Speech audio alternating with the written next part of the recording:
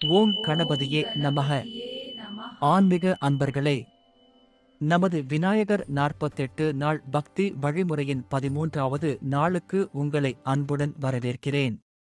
இன்று நாம் அறிந்து கொள்ளப் போவது சங்கடஹர சதுர்த்தி நாளின் மகிமை என்ன மற்றும் பக்தர்களாகிய நாம் அன்று விநாயகரை வணங்குவதால் நமக்கு கிடைக்கும் நன்மைகள் என்ன என்பதை பற்றியதே. சங்கடஹர என்றால் சங்கடங்களை நீக்கும் என்பதே அதன் அர்த்தம்.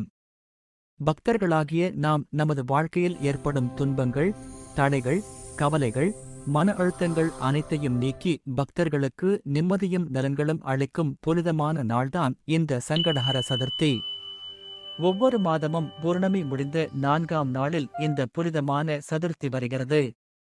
இந்த நாளில் நாம் விநாயகரை மனமார வணங்கி விரதம் இருந்து பிரார்த்தனை செய்தால் நமது வாழ்க்கையில் உள்ள பல தடைகள் அனைத்தும் மெல்ல மெல்ல அகல ஆரம்பிக்கும் என்று பழமையான ஆன்மீக நம்பிக்கைகள் கூறுகிறது. விநாயக பக்தர்கள் பலர் இந்த சங்கடஹர சதுர்த்தி நாளில் காலை முதல் மாலை வரை விரதம் இருந்து மாலை நேரத்தில் விநாயகருக்கு பூஜை செய்து பிறகு சந்திரனை பார்த்து விரதத்தை நிறைவு செய்கிறார்கள். சங்கடஹர சதுர்த்தி நாளில் விநாயகருக்கு அருகம்புல், அரளிப்பூ, மோதகம் அல்லது கொழுக்கட்டை நெய்வேத்தியமாக சமர்ப்பிப்பது மிகவும் சிறந்ததாக கருதப்படுகிறது.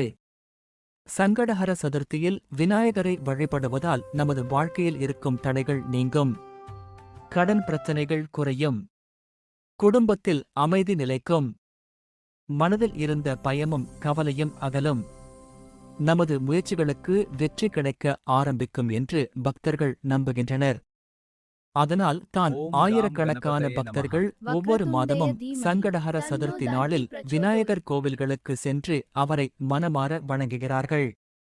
சங்கடங்களை நீக்கும் இந்த புனித நாளில் விநாயகரை மனமார வழிபட்டு வாழ்க்கையில் இருக்கும் தடைகள் அகன்று நிம்மதி மற்றும் வெற்றி பக்தர்களாகிய நமது வாழ்விலும் கிடைக்கும் என்று ஆன்மீக மரபுகள் கூறுகின்றன. ஆகவே ஆன்மீக நண்பர்களே, நீங்களும் இந்த புனிதமான நாளில் விநாயகரை மனமார வணங்கி அவரது அருளை பெறுங்கள்.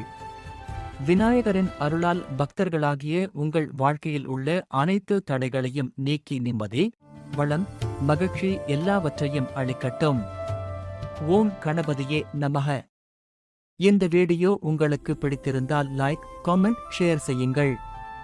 மேலும் இது போன்ற ஆன்மீக பதிவுகளுக்காக பாபு BK சேனலை சப்ஸ்கிரைப் செய்ய மறக்க வேண்டாம்.